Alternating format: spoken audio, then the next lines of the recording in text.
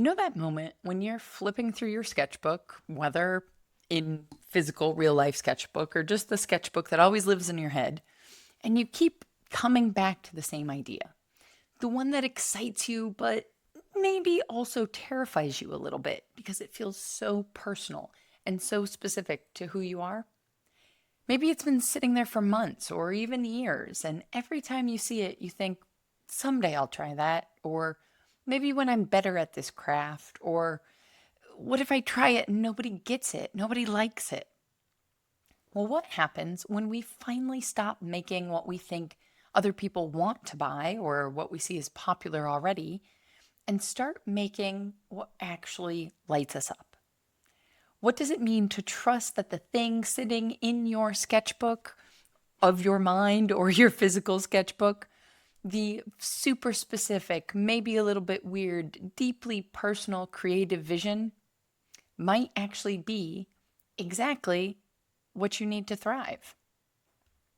Today's conversation with Danielle Williams of Strong Roots Pottery explores this tension between playing it safe and following your creative instincts.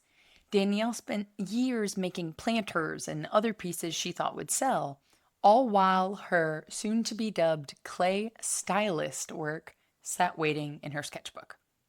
When she finally gave herself permission to explore those Bantu knot vases that had been calling to her, she discovered something remarkable. The work that felt most personal to her created the strongest connection with others. Today, we dig into the practical realities of building a pottery business around deeply personal work, from managing waitlists instead of shop drops to balancing multiple creative skills like video editing and ceramics, to working with the constraints of a shared studio space while trying to create content that stands out from the crowd.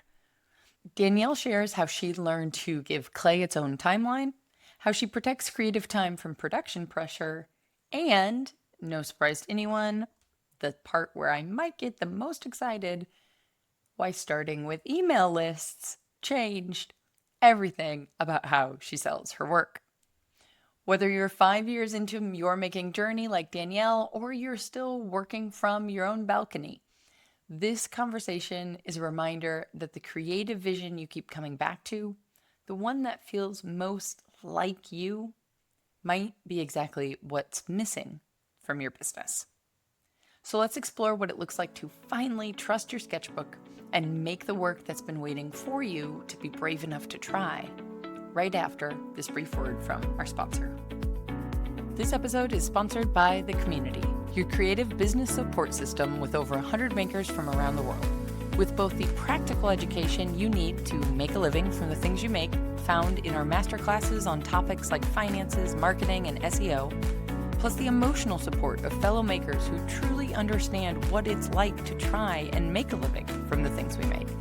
It's like having both a business school designed specifically for artists and a team of colleagues who actually get what you're going through. But you don't have to take my word for it. Hi everyone, this is Melissa from MWY Pottery, and I'm so glad to have found the Maker's Playbook community. Rebecca has done an amazing, thoughtful job of curating a group of people who really care about each other and root for each other. Some folks in the community have been members for years, and it's very clear why. I joined about a year ago, and already I've learned so many things from the other members that have helped me make important business decisions based on things that I hadn't learned or seen anywhere else on Instagram or other places on the internet. The community is for all sorts of people, from full-time artists to side saunterers like myself. I love that Rebecca leads with her values, which is so important, especially nowadays in the US. If you're interested in learning more, I'd be happy to answer any questions and share my experience. Please feel free to send me a message on Instagram at MWYPottery. Thanks. And with that, on with the show. Welcome to the Maker's Playbook, the show where we talk all about what it's really like to make a living from the things you make. I'm your host, seasoned entrepreneur of 15 years, Rebecca Ickes-Caro. Hey, Danielle. Welcome to the podcast. Hello. Thank you for having me, Rebecca. I am so excited. It always thrills me and surprises me that I randomly message people on the internet and they say yes. So I appreciate it. Right? It's like you got to ask. You got to take that chance. Indeed. And I was trying to think this morning before we got on here, when I was first introduced to your work, or did we meet in Nsika like back in, were you at Cincinnati? I did, wait, no, I was not at Cincinnati. I only went to the Encinca in Sacramento. That was like a few years back. And then I went this year in Utah. Yep. Okay. I couldn't remember like in the blur that is in Sika, but I think it must have been like right after one that then the internet robots showed me your stuff. So my brain just brought it all together. Yeah. Before we talk about all of that, for people who haven't seen your work, who don't know who I'm talking to, how would you introduce yourself? Oh, well, I am Danielle Williams. I have a pottery business called Strong Roots Pottery. Right now, I've been making a lot of just like hair and inspo pieces, a lot of Bantu knots. If you see like a Bantu knot vase pop up on your feed, that's me. So yeah, I've been really loving the avenue that I'm going in with kind of just like clay inspired by like hairstyles. So yeah. I love the term clay. Wait, let me get it right. Clayist, clay stylist. Okay, clay stylist. How'd you merge them together? I was like, I should have this word in front of me to say it. Clay stylist, yeah. Yes. Thank you. Yeah. Yeah. I was just like, oh, hairstylist, clay, like it makes sense. And I will say, I think the thing that stopped me in my tracks and got this conversation going was the first time you posted a fully finished Bantu vase. The observation skills you have to make clay look like hair is insane. They are incredible. Thank you. Oh my gosh. Like I can practically feel the pull on the roots of my head to get that knot. It's just fantastic. It's all about the tension, you know? I wanted to make it like as realistic as I could. So that means a lot, you saying that. There are women looking at that being sent back into like a childhood of like, ow. Exactly. And that's kind of like what I want is when you kind of look at those pieces, it's like a little nostalgia feeling of just getting your hair done and pulled by whoever was doing your hair. But that's amazing. I'm just thinking about like the time spent sitting still getting your hair done versus the time we have to commit to making a pot. There's so many levels that this works together with. Oh yeah, it's definitely a correlation. Like I'll be working on these Bantu knots and it's definitely a labor of love. It takes some time just to get like the texture and everything where I want it. And it does kind of just flash me back to just sitting in that chair, just being like, when is this going to be over? But then it's like the finished product is everything and it makes it all worth it. So this is where I'm going to sound like we had to go to school uphill both ways. I'm like, man, kids just get to sit with smartphones in their lap now. It's a whole different experience than whittling your thumbs being bored out of your mind for hours. oh yeah, exactly. I'm like, that was not the experience at all growing up. Well, I'm going to get this kind of segues immediately. I'm going to get straight into a question from the community because everybody knows your Bantu knots, have seen these. I will say Jenna is using your work in the classroom as an example to students. So it's reaching far and wide, which is so exciting. But the question is, when was your first thought to combine these two aesthetics together? So Melissa asks, she said, I would love to hear the origin story of how Danielle first thought to put Bantu knots on her art and become a clay stylist. I think it really stems back to even just like me naming my pottery business, Strong Roots Pottery. I always knew that hair was just going to be in my work somehow. I didn't have the total vision. I did whenever I named it 5 years ago now, which is crazy to say out loud. But I had the, I guess, epiphany maybe like a year or so ago that I was just like, no, this is something that is like at the root of my business. And it's something that I really want to explore. So I just started kind of sketching, just kind of seeing like what it would pan out to be. I actually started doing this vase with like braids on it, which I want to kind of revisit. I needed my skill to kind of catch up with my vision.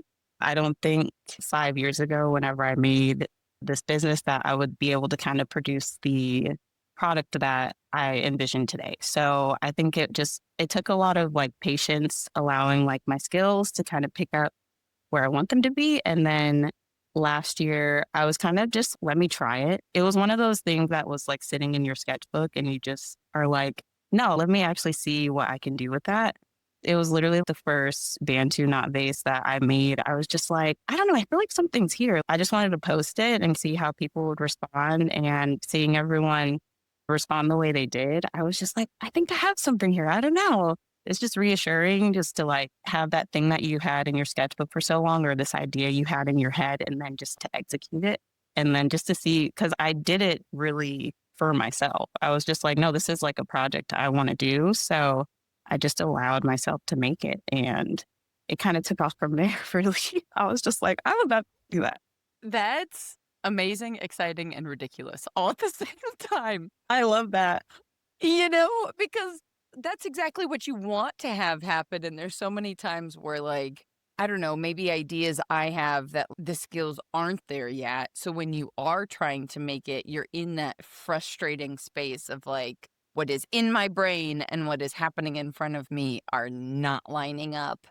And so then not even finishing the piece or for sure not sharing it like that.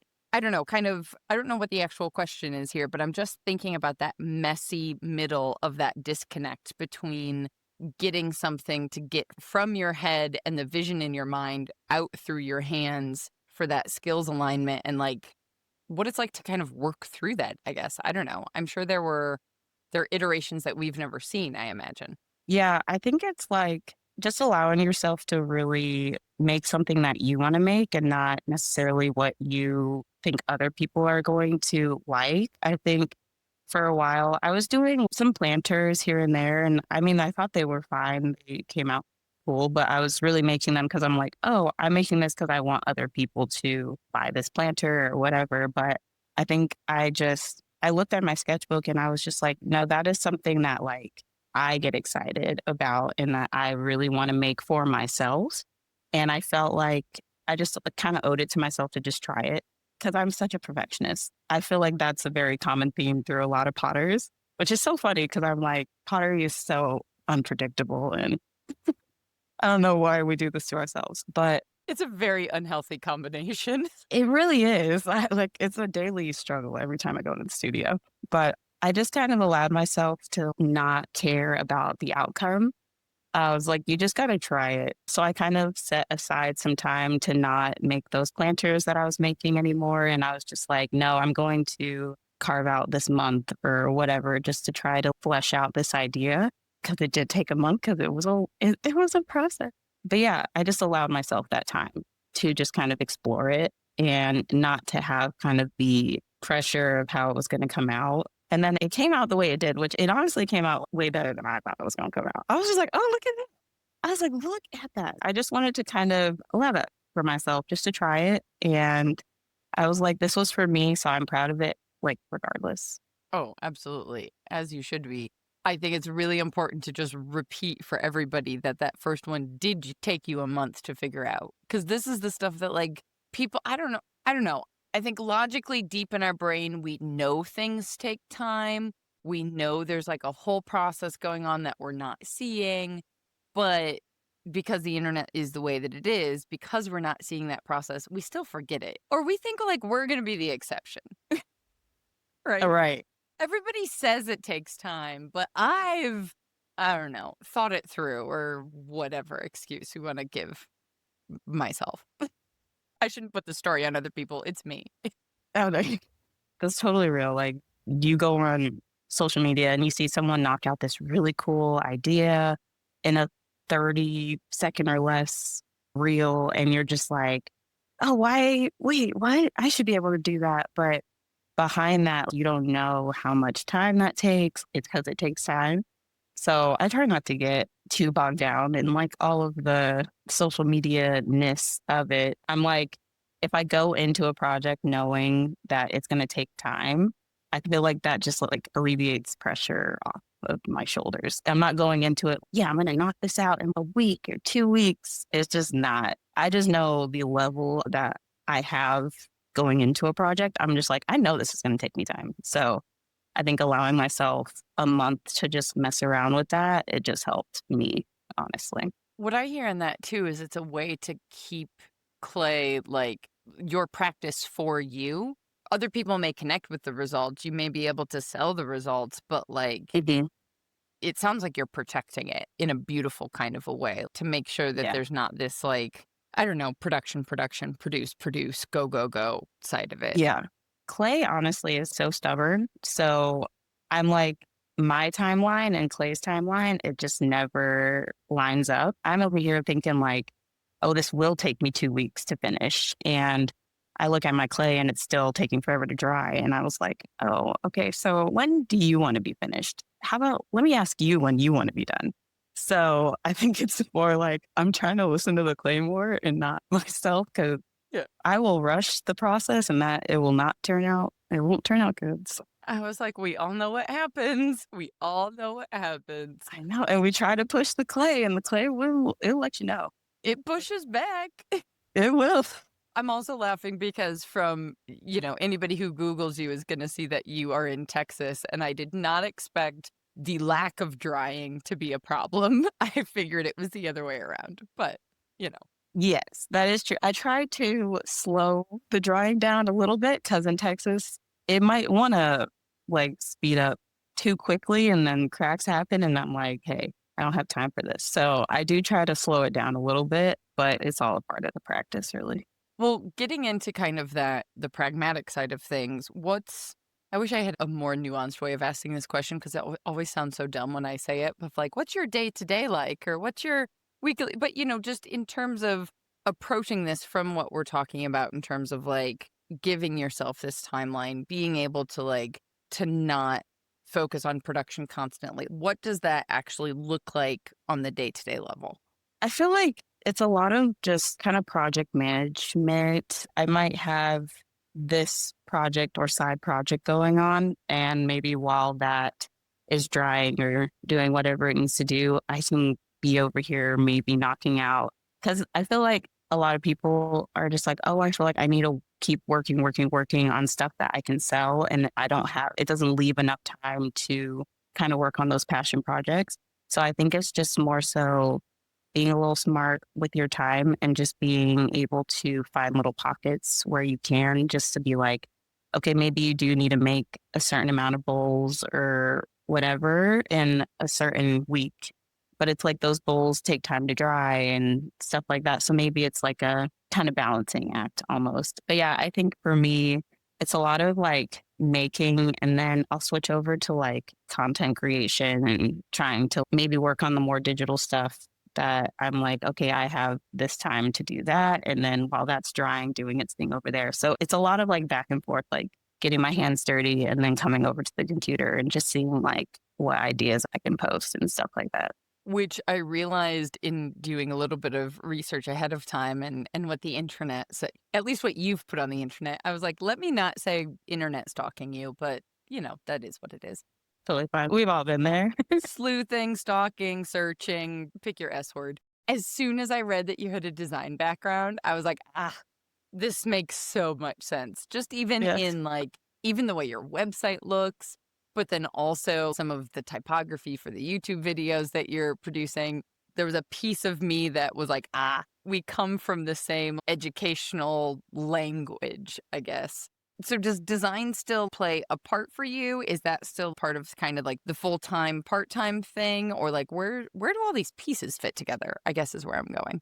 Yeah, I think it's, and I love this question because I think for a while, whenever I was getting started with pottery and like looking at it more as like a business, I kind of like had this tunnel vision of like, oh, I'm going to be a full-time potter, full-time potter. I feel like I can't do anything else. It's like full-time potter. But I had to kind of take a step back and realize like I'm more than just a potter. Like I do have this design background, graphic design, like video editing, like stuff like that. That's also stuff that interests me. I needed to kind of like find a way to just kind of merge all that together. I wish I would have kind of realized this maybe a little bit sooner because I really was set on just being kind of like the full-time potter, but there's so many different avenues that like all this other stuff can open up. So it's like I can be a potter, I can be like a graphic designer, video editor, like I can be all those things. And I just kind of wanted to marry it into my content somehow. You might look at my videos and see like I like to do these little romanticized like cinematic videos, but that's just something that I just find a lot of interest in. So I think it's really cool when you can kind of marry a lot of different interests together. I think that's the way to go. Oh, absolutely. And it comes through. I was just watching some of your videos before we got on this call, and it was like your eye for cinematography, even though I've been behind a camera for the last decade and a half, I don't have an interest in actually creating like I just started the YouTube channel and I'm just doing the educational stuff. I shouldn't say just, I'm slightly minimizing, but whatever. I'll have a conversation with a therapist about that on another day. It's clear that that's something that, number one, you're good at, you have the eye for. It's not in my head at all. When occasionally I'll get ideas, but it's like, oh gosh, to actually produce that feels so heavy for me, whereas it doesn't seem like it's heavy for you. And that was one of my own questions because I'm thinking about if you are balancing design work with pottery, with this, none of those are time light. Yeah, It's all very heavy very true. production wise. So I was like, all right, how are we managing this? Because I'm trying to figure out all of the filming and time with, if the design side of things was like a 9 to 5, then how does that work with the pots? Like, holy crap, that's a lot of stuff going on. It's a lot. It is. And there's days where I'm just like, what exactly am I doing? No, it is hard just because the more you kind of add to your plate, the more you're just like, I feel like something's gonna have to get off this plate. But I think with my ideas and like the video aspect, I'm kind of like, I don't want to say pulling back from like short form content or like social media or anything, but I am trying to like figure out, okay, what is it that I want to do? Cause I can't do everything. So it's like, yes, I do want to keep making these pots, but maybe I can't do all these like 5 reels in a week. That's just not, I don't know how it's manageable for anyone, but they seem to make it work. Hope is the only person I know out there, and Oh, killing it. I don't know. I'm like, girl, teach me your ways. you can have that lane. I will be over here Exactly. in the far right of the highway, just like sitting behind the semi. Well, it's very much so like, I think I'm just trying to find different things to focus on. So it's like, yes, I still want to do ceramics and still make these pots and still explore with that. But then I'm really getting into YouTube right now. So that's going to have to like, the content has to kind of suffer somewhere else if I'm going to start working on YouTube. So it's like, oh, what does posting on social media look like? So I am in this whole kind of like reframing right now because I think for a while growing on social media was a goal for mine, which I'm like, that's cool and all, but I definitely need to focus on the business aspect and how are we, making money because that is important too. So I'm just trying to find avenues that I can like really flourish in. And I'm glad you brought that up because it's funny, you know, it's easy to get caught in that trap of like, oh, I need to grow, I need to grow, I need to grow. And I just clicked over and I was like, okay, so you're sitting at 95,000 followers on Instagram. I think we can check that box. Moving along. Okay. It's like, okay, done that. What's over here? What can we Right. explore over there?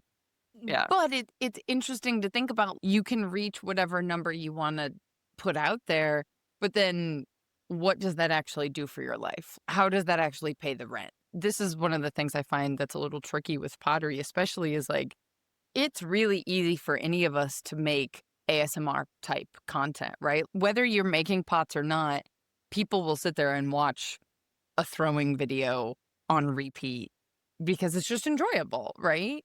And so then, like, how does that actually translate into I'm doing this because I'm making this thing that I want you to buy or this mini course that you should consider. And, ultimately, I need you to buy into something so that I can go buy groceries. Yeah, this isn't all just for entertainment. We need to make a living out here. Yeah, the whole people wanting to have a certain amount of followers just to have a certain amount of followers, like it's like I'd rather have however many followers, but still be able to like, I don't know, pay for this and pay for that. So it's not, I don't know, the amount of followers you have, it's cool and all, but it's not the overall goal, really. It's interesting because I see it as, and this is just like this is my stuff. So this is maybe not interesting for anybody else and we can move on. there's the one route you can go down, I guess, like I'm thinking is like business models where you are going after a large follower amount because that opens the doors for other things. That opens the doors for brand partnerships or for other opportunities where, like, I don't know, a publishing house is more prone to say yes to a book deal if they look and see, like, oh, okay, you can sell to 95,000 people and we've got this number of people over here or what have you. Right.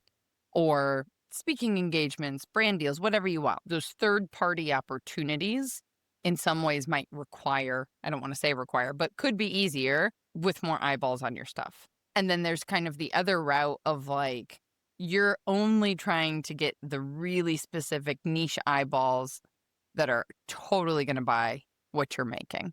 That might be a much smaller number of people that you need because, how many you're not making 100 Bantu vases a month. I mean, there's no way you could sell to Right. 95,000 people, presumably. And so, like, that looks totally different than in trying to find those people and make sure that that's like, I don't know, really curated, I suppose. And then you're just selling directly to them. I don't know. There's not an actual question in here. Yeah, I get what you're saying. It's definitely like, what is your goal with social media? Like, I think a lot of people should kind of just take a step back and be like, okay, what am I actually doing this for? And what is the end goal for me? So I've had to like have that talk with myself a couple times throughout the years, just like, okay, I might need a shift. I might need to try this. It's really something that I feel like a lot of people should ask what they're trying to do.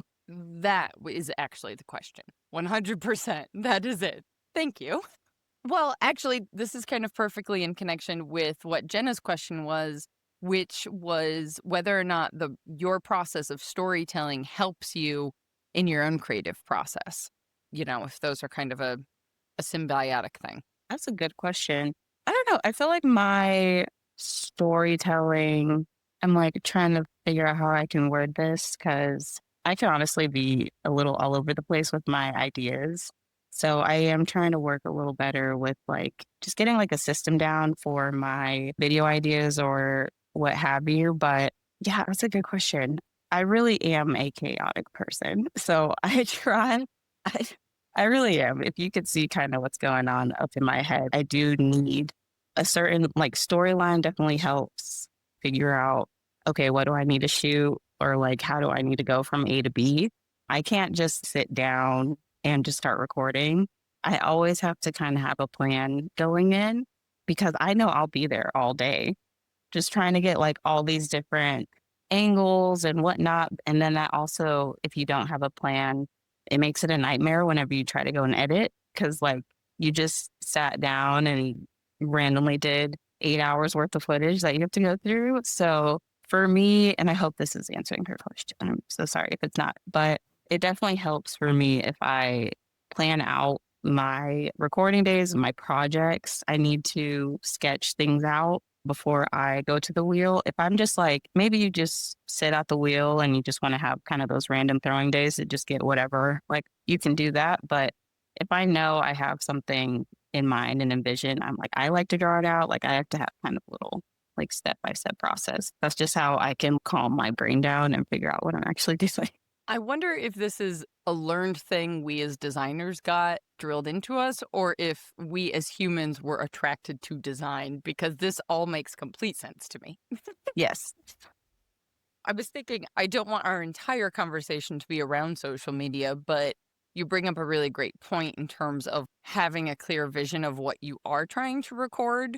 So my brain has to ask, because I'm making an assumption in my head, do you kind of segment your studio time in terms of like time where you're just working for yourself versus time where you're recording? Because I think a lot of people think that they're supposed to be recording the actual, not that it's not you actually making, you are, but that Hmm. is you're making for the sake of the recording as opposed to when you're in flow or what have you. Yes. It's definitely helped me to kind of have separate days. And I honestly just recently did this, which would have probably benefited from this so long ago.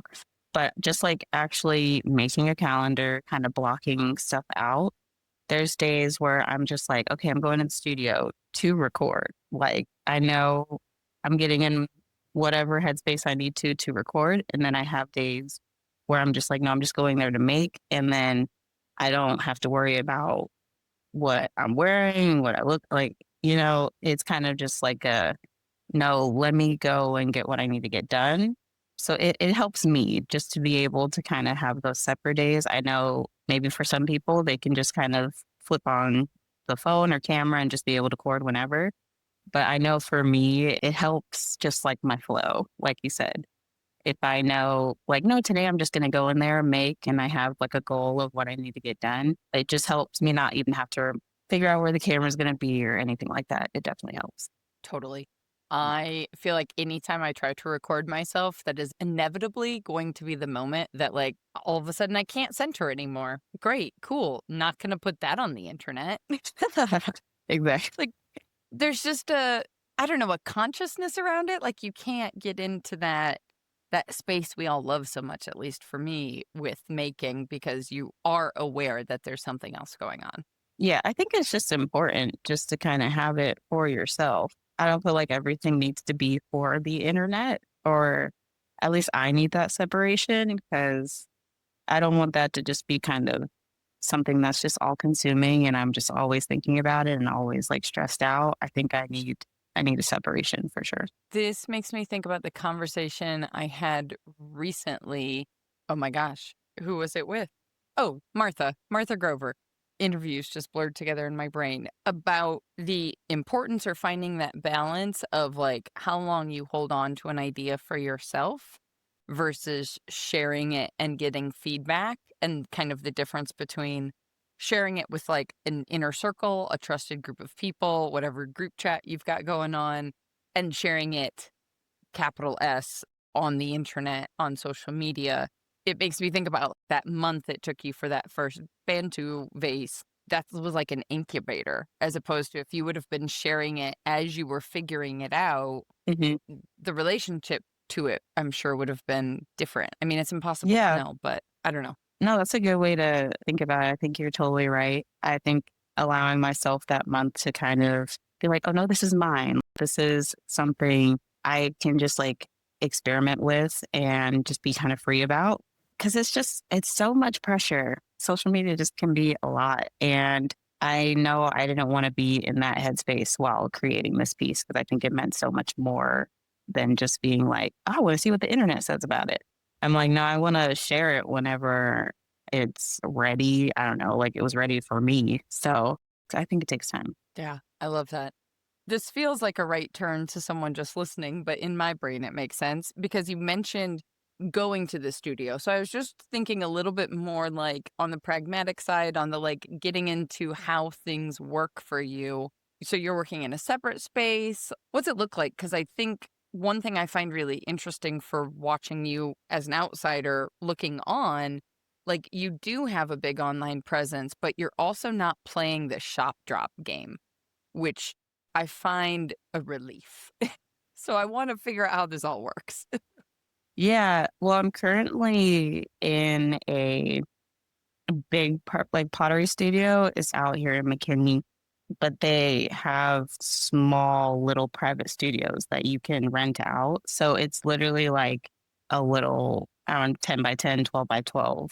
And it's really cool. Like it allows you to kind of just have your own space within a space, which is nice because I mean, you're able to use the kilns and there's glazes. If you like don't want to buy commercial glazes, you can go and use the studio glazes. But yeah, I wanted to try to just create this like own little haven within like my pottery studio. So I know I think I get questions a lot like, do you have a home studio? Like, where is that at? But it's just kind of like my own little private nook. So it's pretty cool.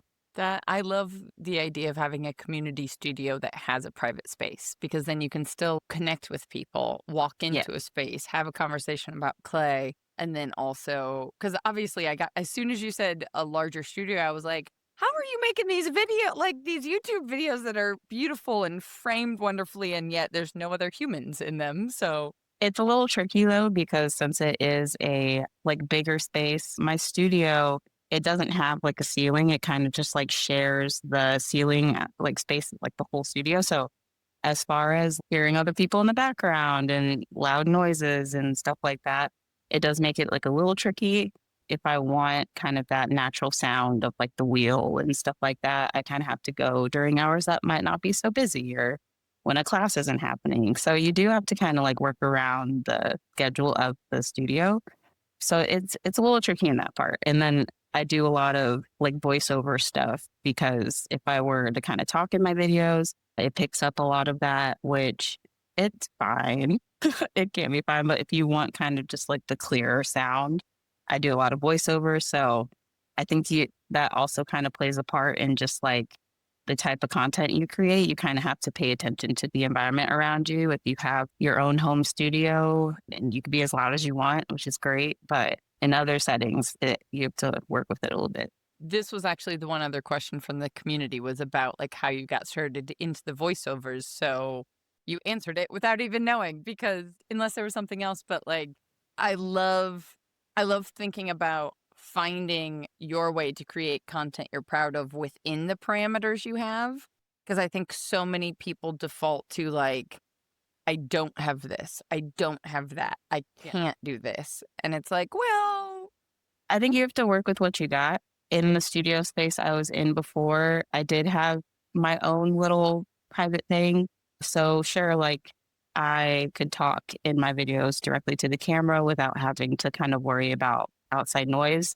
In that studio space, I also had these really big windows and natural light. So I got to play into that with golden hour and it's like beautiful or whatever.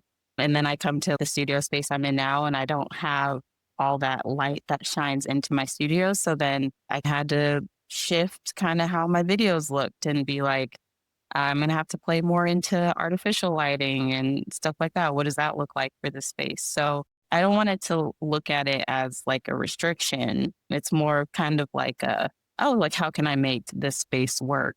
And that's what you got to do for the time being. But it's always nice to have those big, beautiful windows, but then you're just like, it's not.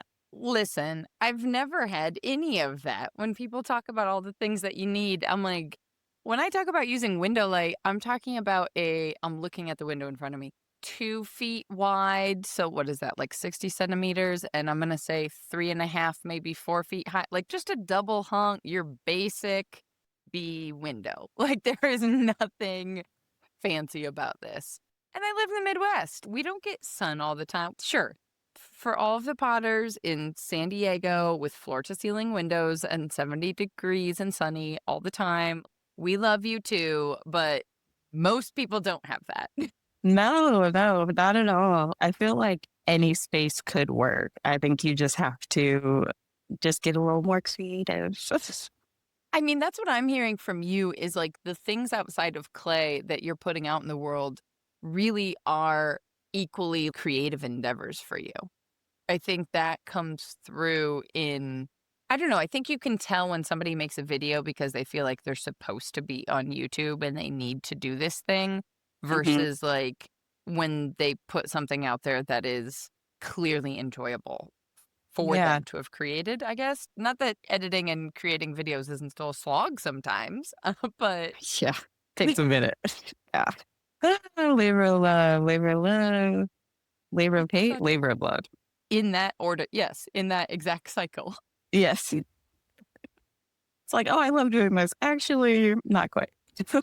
So what is it for you? We talked about the goals you have on these platforms, why you're asking yourself, why am I doing this?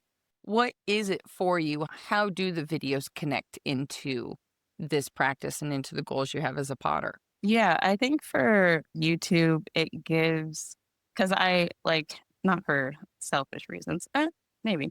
With YouTube, it just allows me that platform to just showcase maybe my video editing skills. And I do kind of want to offer my video editing services. So I'm kind of like playing, I I'm know, listening. right? I know. Lean a little bit forward. Tell me more. No, I think YouTube's just like one of those perfect platforms just to be like, you can showcase your talent and then also be like, hey, if you maybe want to work together, this and that, like you kind of see what I'm working with over here. So I would love for YouTube to kind of maybe lead into that avenue of just being able to work with people, just getting my services out there. Cause it is kind of hard because people will view you in a certain light with the whole like strong roots pottery. Like you're going to look at me and see a potter, but then it's like, oh, I'm offering like video services. So I don't know, it might take them a second to connect the two. But like I said kind of earlier, I just want to like show people different sides of me.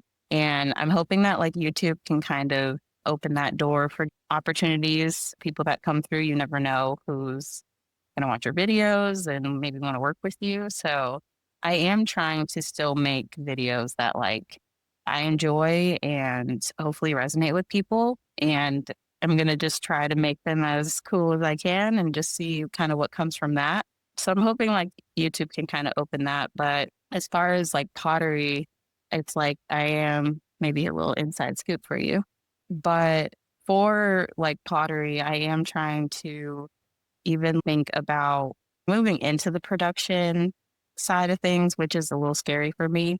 But with the Bantu knot bases, I would love to be able to make more of those quicker. That way, I have a wait list for them right now. And I just see that number keep going up. And I'm like, I promise I'm working on things. I promise.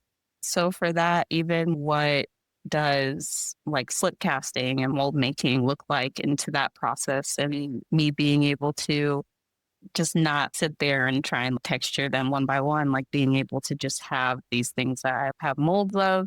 So with that, I'm trying to expand. So it's just like different avenues that I'm like, how can I expand and grow in? But yeah, I'm also looking into a newsletter and like Substack, stuff like that. It's a lot of just trying things. Some things stick, some things don't, but I gotta try, figure it out. The number of things, I feel like even as you were talking about newsletter, Substack, this, that, like I'm just like, oh yes. Oh yes. I can feel it in my shoulders because I feel like I've pulled back on the number of things I do. And yet I think of the Maker's Playbook as one thing.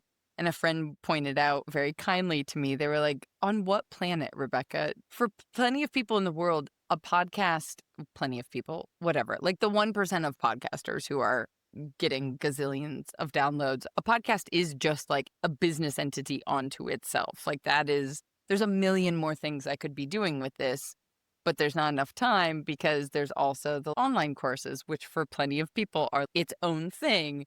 And Yeah. then also membership, which for other people, like I have so many ideas that I want to implement across all of these, which in my brain is one entity, but is actually 3 to 4 distinctly different things. Yes, I'm 100% with you because I'm like the ceramics thing, like that could be a whole thing, and then going into this whole video editing thing, I'm like, oh, do I need to make a separate business for that? And like this and that. So yeah, my mind is always going about that. Well, you mentioned the wait list, and I am kind of curious just to get into the kind of the business model side of things for pottery with you, since I did, I was partially joking, but also serious in terms of like not doing the whole shop drop repeat. I imagine it would be very easy to slip into with having a big enough audience to be able to be like, okay, like doing constant content filming of like, this is what I'm producing, this is when it's going to be available. Here's the shop drop, sell out, ship everything, rinse and repeat over and over again. It's obviously a proven way that you can make a living as a potter, but talk to us a little bit about how the pre-orders wait list thing is working for you. Yeah, I honestly just tried it. The pre-order thing, I never did pre-order before. It was at the beginning of this year where I was just like, let's try it and see how it works. I did notice that I was getting a lot of distraction and good responses like to the Bantu knot bases. And I told myself, I was like, oh, okay, let's maybe try to start getting some of these people and their interests off of Instagram and TikTok and all that. And kind of just like come up with a waiting list or something that I can pull them off of the platform. And that way I'm starting to just build up the like email lists and stuff like that. I think things that I didn't really think of too much as I was building my brand, but whenever I saw a lot of interest, I was like, okay, let me get some of these people because I know just having that is smart. you never know what's going to happen with all these apps. So that was kind of like my first instinct to start the wait list. And I told myself, okay, like how many of these Bantu knots can I even take on right now? Because I was making the vases, which were a certain size. And I knew maybe if I wanted to get them out within like 6 to 8 weeks or something, I could only do five. I don't know. And I also had to like start with this is a whole nother conversation with pricing. I also had to kind of look at it and be like, okay, how much do I want to sell these for? Because a lot of time goes into it and stuff like that. So I think once I kind of came up with the price and how many that I was going to take on, I just alerted the email list that was waiting for these vases. And I was getting responses like that. I was just like, hey, I'm opening up a pre-order this Friday. And then I tried to do, because I'm so bad at staying on top of things. Let's just be clear. I'm trying. I'm trying to be better at that. But It does not feel like it, but sure. that is great. That is great. If I can keep this little facade up, let's try doing it. But on Monday, I sent out like, hey, I'm doing this Friday. Maybe Wednesday or like 2 days out. I'm like, hey, 2 days out. And I'm only like talking to them about it. I didn't like go to Instagram and kind of make it this big thing. I was just like, no, for the people who are on the wait list, I will reach out to you. And once I kind of opened up the pre-order that Friday, it sold out in like a few minutes. And I was like, oh my God, this sounds crazy. So I knew then that I was just like, I might be onto something here about this. Is you're able to reach directly to the people that are interested in your work. It's not like on Instagram, you're just throwing it out there and hoping to grab straws out of nothing. So it opened my mind. I'll say that. And I've just kept the wait list open and I get overwhelmed looking at because I'm like, it's a good problem to have. It's a lot of interest, which I'm grateful for. And I think that's kind of why that led me into wanting to be able to produce these more and look into the whole slip casting things. But yeah, it was really just for the pre-order. Like if you've never done a pre-order before, I would just really look at your plate and how much you can handle in the time frame you can, and just being realistic with yourself. Because again, with clay, I don't know what medium that people are working in, but clay takes a while. So that was just the two things that I kind of looked into was just like, okay, I'm going to give myself 8 weeks. How much time do I have? Okay, 5. Okay, great. And then maybe the next pre-order, maybe I can take on one more. Like, so it's just like a developing thing. That is amazing. Again, it's literally exactly how we always want it to work. Just like the idea of the vases in the first place. Yeah. That then when you are ready to share it publicly, there's such excitement from people that understand what you're doing and value it. This is exactly also what you want from, to your point, I just want to reiterate it in case people are half listening. An email list is people who literally are telling you, yes, I'm interested in what you're doing. Yes. Like I am giving you my contact information because I want more things from you. Exactly. Like, not just physical, yes, the vase, but also those are going to be the people interested in like a little peek behind the scenes or how is this made or who is Danielle or, whatever else. They've already put a foot through the door, I guess. Yeah. I just hope that whoever is listening kind of just get just inspired in the sense of like make something that you want to make. Just try that out. I know it's like we got to make money. We're in this business hustle mentality, which obviously that's great. But it's like, I just want you to. But we it's just not, have to. I know we have to. It's not great. It's not great. That's just reality. That's just, It kind of sucks. It really does. I understand. It doesn't. Let's be real. But allowing yourself the time to, if there was like something in your sketchbook or something that you're just super passionate in, because I think that's what has just brought me so much joy putting this out, it getting the response it did. And then because you're finding that little niche people who really mesh well with that idea or concept, and you'll definitely just be able to find your people with that. If you have this crazy idea that you're just like, oh, I don't think people would like that, I'm 100% sure that there are people out there. There's a lot of people that are going to find it interesting. So I don't know, just try it.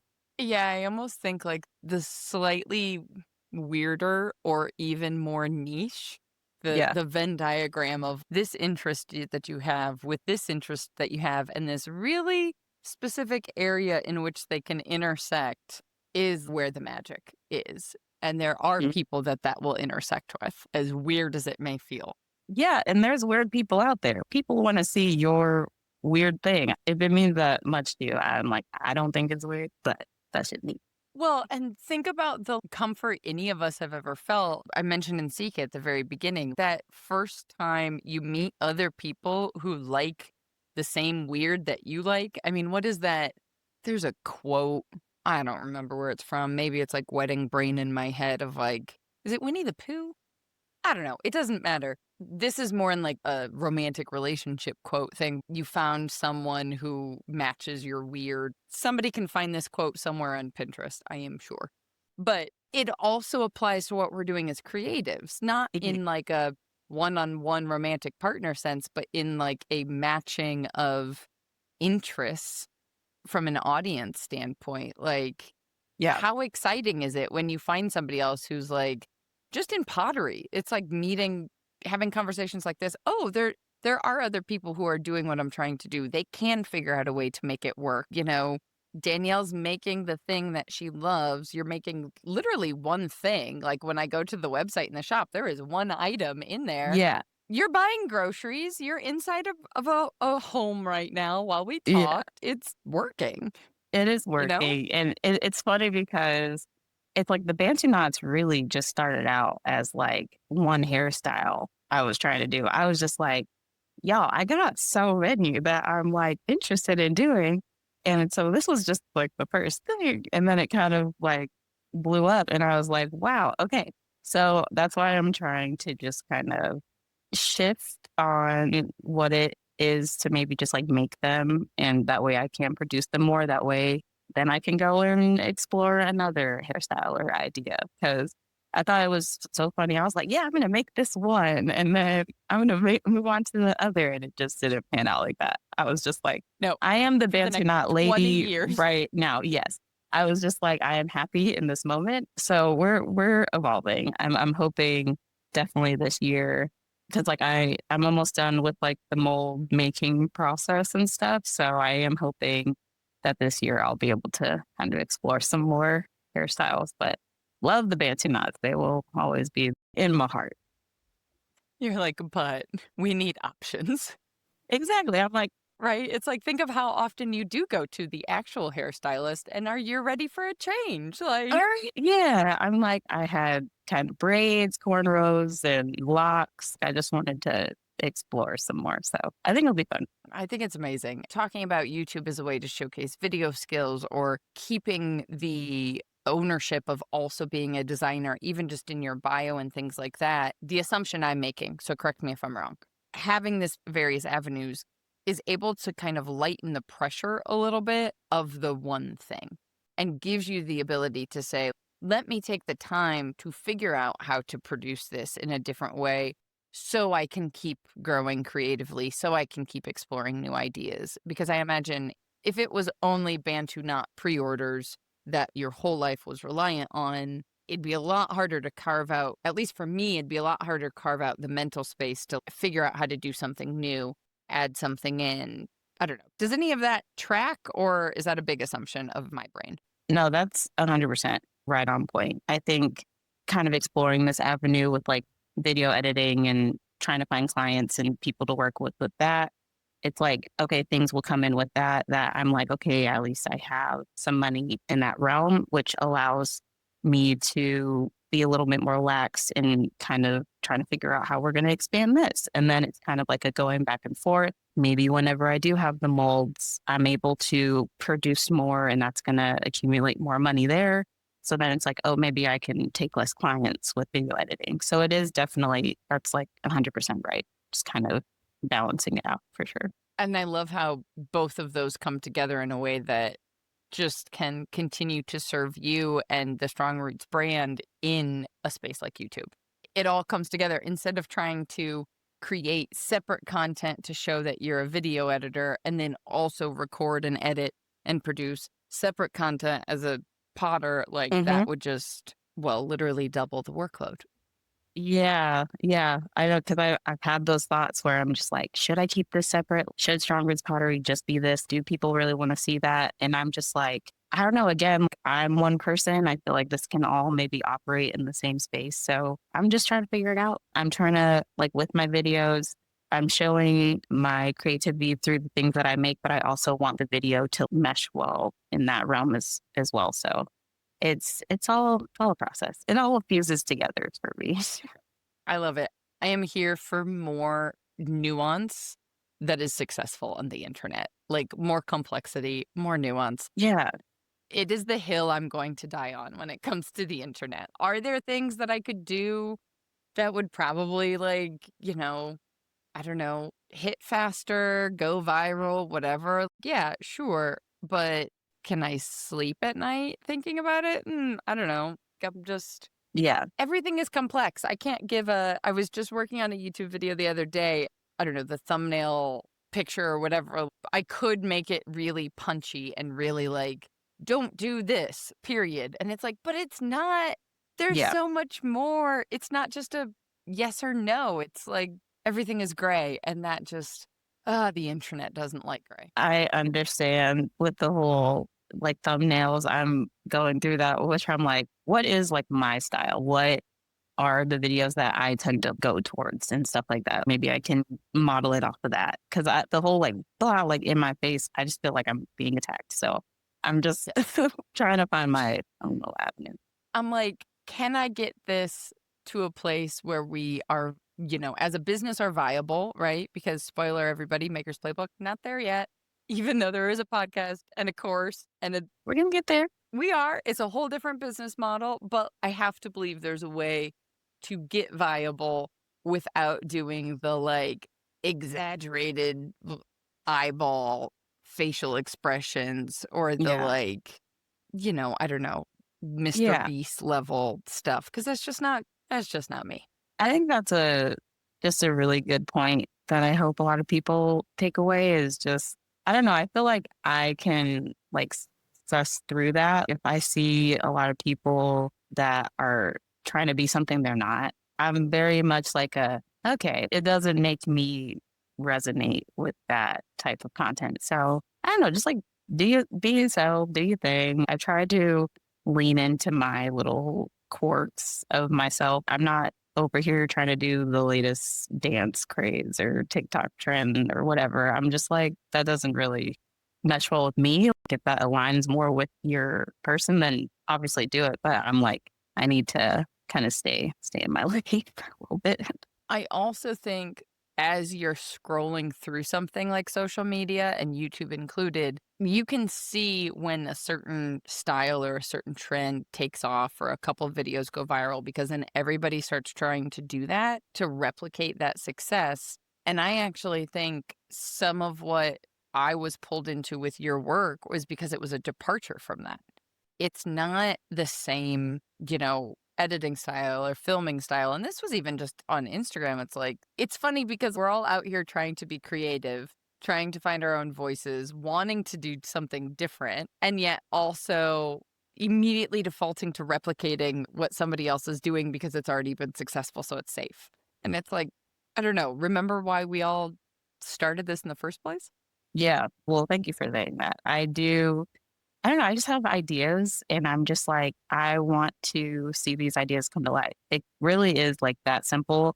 I think I was, whenever I was first getting on like social media, which I'm sure a lot of people were, definitely hesitant with like the stuff I posted. Maybe I did want to use the trending sounds and stuff like that. But then as I kind of like came more into my own of what content I want to make, I think it's just more like, no, I'm going to try this idea out. I want to do this because it's going to make editing a lot better for me. It's going to make me feel a lot more proud of the finished product. That's just what I find interesting. I don't know. I was just like, okay, if this doesn't get a million of views, at least I enjoyed it. I am proud of it. And like, why isn't that enough? So, What a foolish metric, Danielle. I mean, I enjoyed it. I don't know about y'all, but I did. it sounds So obvious and yet hilarious. Yeah, why isn't that our number one metric? Like, Yeah. who cares? Says the person who's trying to build a business. I understand why we all care, but I don't know. Every conversation that I have with somebody who has, kind of hit whatever certain level of quote unquote success, come back to the thing that you started with. And it's like literally making what interests you, making what you actually like to make and following that thread. Yeah. It's like it has to beat me over the head a million times before it's like, oh, that is the actual route to go, Yeah. as opposed to like, oh, but it won't, what if it doesn't work? Or, oh, but this, or this is super popular right now and everybody wants it and whatever. It's like, well, I think you just have to not be nervous to like just go ahead and try it. I think it's literally like whenever you get it in your head that it's like, it's going to be what it is. I know I'm going to have to post something, so I might as well post something that like I actually care about. That's just me because I'm like, I could be spending my time doing other things. So if I'm going to be spending my time editing this video on Premiere or whatever, I'm like, I want to be proud of the outcome. That's just it for me. So it's either going to resonate with you or not. And I'm like, I have to be okay with that. I love it. Well, what have we not talked about that you wish people knew or Well, thinking of more things that I am putting on my plate, I am attempting Patreon. That is another thing that probably could be another hour-long conversation. But I think I'm just trying to figure out, like, I just want to offer just more tools to people. And I just feel like Patreon is just one of those good tools that maybe people can get like a look behind the scenes or stuff that I don't normally share on social media. Cause I feel like I don't share that much personal stuff. So Patreon is kind of that look into the day-to-day things that we've been talking about. So that would be the main it. But I feel like we touched a lot of topics. So pretty good. since you mentioned starting Strong Roots as a business 5 years ago, which 5 years is a big marker, by the way. So It is. congrats on that. Thank you. Don't let it just pass by. It kind of has because I literally, whenever I said that out loud, I was like, 5 years, that's crazy. Because it was the pandemic. Yeah. Also, Um, what is time, honestly, for like two? yeah, after 2020, I was just like, I don't know what year I'm in. This is crazy. So yes, it has been 5 years since 2020, which is wow. But yeah, it's really cool to kind of see how Strong Roots has evolved over the years.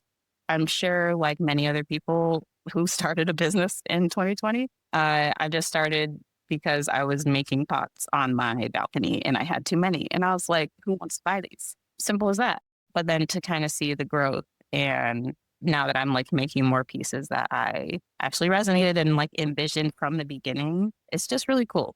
So I'm happy to see what the next 5 years bring. That's amazing. Is there something that you want someone who maybe is on their balcony right now making pots? They're at day 0. They could be at day -30. They haven't even actually officially started the business. Yeah. Is there something you want them to know about this whole making a living from the things we make thing? It's tough, but I don't know. I feel like if you, like we said through this conversation, just start making things that like resonate with you and not so much like what you think is going to sell, sell, sell, sell. I feel like the things that are going to resonate with you is going to bring you your people. So I think just like start thinking of what that might be, or like you can keep practicing your skills and everything. I'm not saying you have to make that tomorrow. I think just start thinking about what makes me happy. Like, what do I think could be really cool? And it's going to be cool. I don't know. Just really like stick with it. And I would honestly like, we talked about recording a lot in this as well. Just like document like where you are. It's like a documentary of your life, maybe. Because I wish I would have maybe filmed more in my space as a balcony. I think I was like really sad or ashamed of the space that I was in. And we mentioned just making any space work because it can work. So I don't know, just don't be ashamed that like where you're at. We all start somewhere. I literally started on my balcony. I saw a space. It had a closet, which was great. I put my shelf in there that I put like my pieces on. I still have pictures from like that. And you just get to look back on it and see how far you've come. So don't be ashamed where you're at. Also, closet sounds really like you literally had a damn box. I was like, oh, this is meant to be. I was like, I have to turn this into my own little pottery balcony. It's really cool, really cute. And I put like a whole, because I don't do bugs. I can't. So I put up like this screen as well. I was like, nope, no bugs are getting in. So I'm good. It was fine. Make it I work. love You got to this. make that space work for you. I love this so much. I just love that bugs are an integral part of like, hold on. Hold on. What I'm not about to do is be getting bit out here. So I just had to, and then I was able to look and be nosy at my neighbors. It was great. As we all did from our windows in 2020. I mean, What yeah, else was there? same. Right? Oh my gosh. Okay, before I go down a whole different rabbit hole, I have already taken up so much of your time. Where should we send people on the internet to actually see what the heck we've been talking about this whole time? Yeah. Well, I have a website, www.strongroots.pottery.com. If you want to go there, I'm also on YouTube, Strong Roots Pottery, and also Instagram, TikTok, Strong Roots Pottery. So Strong Roots Pottery throughout the board.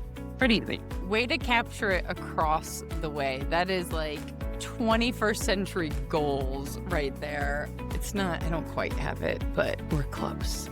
That's amazing. Awesome. Thank you so much, Danielle, for the time. I super appreciate it. This has been great. Thank you, Rebecca. This honestly has been really cool. Thank you.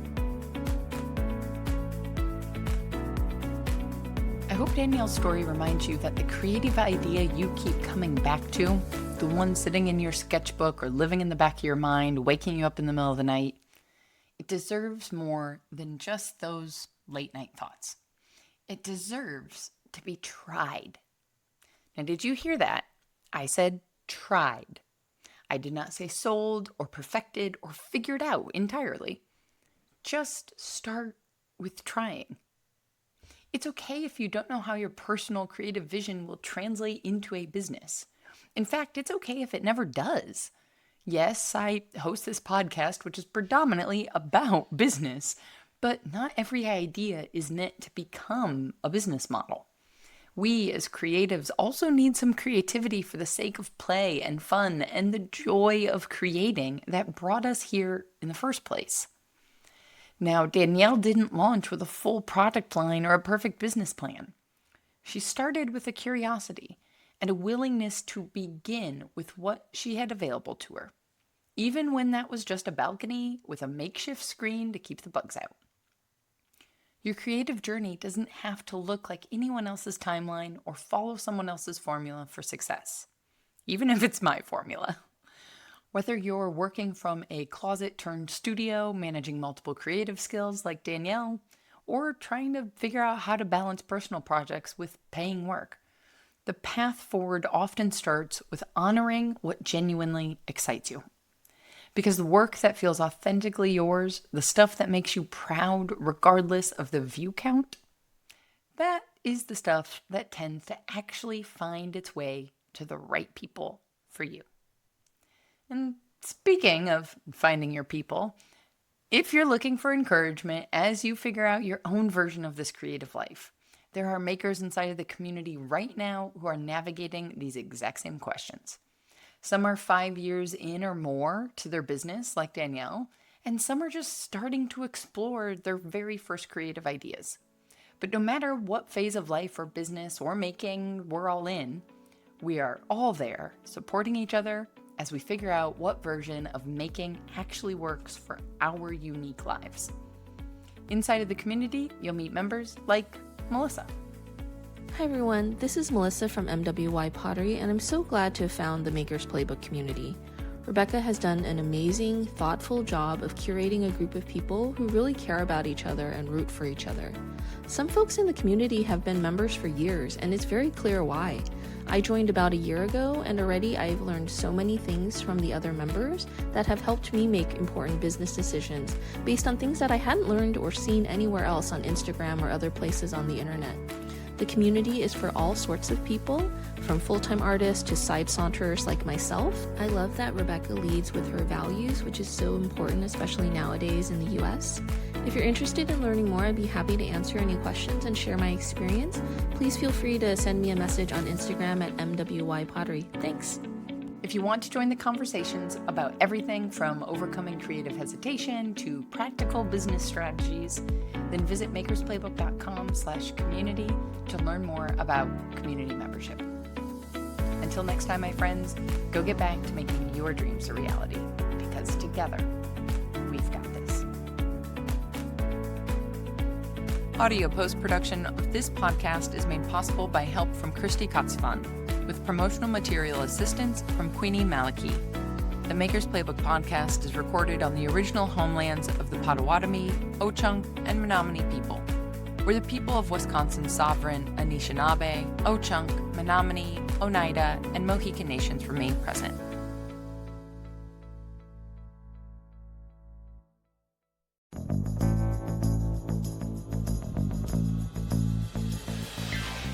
This podcast is a production of the Brickyard Network. To find out more about our lineup of ceramic podcasts, visit brickyardnetwork.org.